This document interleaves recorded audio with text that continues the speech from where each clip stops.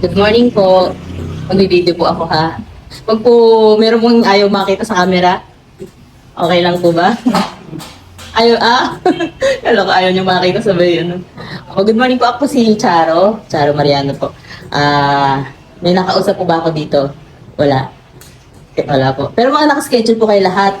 O, Nung Monday. nung Monday po. Pero may mga iba po na in-schedule na before ni Doc.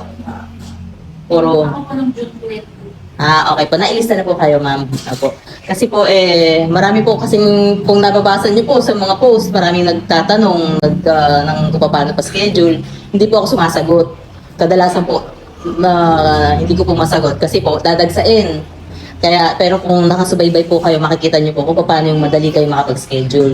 Yun nga lang po, minsan hindi po nasusunod yung, halimbawa, na-schedule kayo ng ganitong araw, nagkakaroon po na activity si Doc, doon po nagkakaproblema kasi nagkakapatong-patong. At kahit po mag-message po kayo sa akin, hindi ko rin po talaga alam yung sasagot ko kasi hindi po kami ang nag-i-schedule, si Doc. Pag po nag-schedule kami, lalo pong dadagsa, lalong dadami, hindi na po namin makokontrol yung pagod po si Doc lagi. Kumbaga kahit po bata pa mapapagod din kasi maghapon kami at napakarami po lagi. Kaya si Doc po talaga yung naglilista.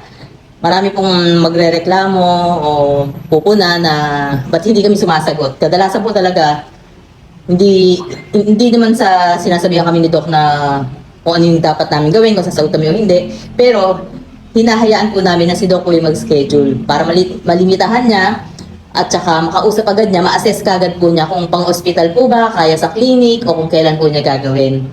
Opo, tsaka mahirap po magpaasa ng tao hindi naman kami mag-o-opera, hindi naman kami mag-o-consulta, kaya tapos i-schedule namin, mahirap po.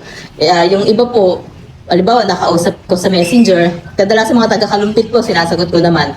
Kasi po, although si Doc po tumitingin sa mga taga-ibang lugar, prioridad po niya ang Kalumpit. Pag taga-Kalumpit po, yun, sinasagot ko. Pero hindi pa rin po ako nag-schedule. Kaya pasensya na po kayo kung kami po ng mga staff, kagaya po yung mga nasa labas walk-in, hindi rin namin mapapasok. Kasi ang nangyayari, pag ako po ang lumabas sa labas, hihindian ko sila. Kasi yung concern ko kay Doc na masusobrahan ng pagod. Kumbaga po, kami yung first line of defense ni Doc. Pag walk-in, no walk-in, hindi pwede. Pero may mga, syempre po, dala ng pangangailangan, gusto magbaka sakali, nagpipilit, naghihintay, inuunawa ni Doc. Hanggat kaya po niyang gawin, gagawin niya. Pero pag hindi na po kaya, at halimbawa po, pinapasok ni Doc yan, sigurado po papapasukin ni Doc. Pero may mga times po kasi na pilitin man niyang kayanin, hindi na po niya kaya. So, ang mangyayari po, posibleng maghintay sila ng bandang tanghali na, hapon na, bago pa uwiin. Kawawa yung pasyente, yung nag-walk-in, kasi walang kasiguraduhan na matitignan siya, naghintay ng matagal, tapos hindi rin pala matitignan. Kasi po, syempre, ina-assess din ni Doc kung kaya pa niya.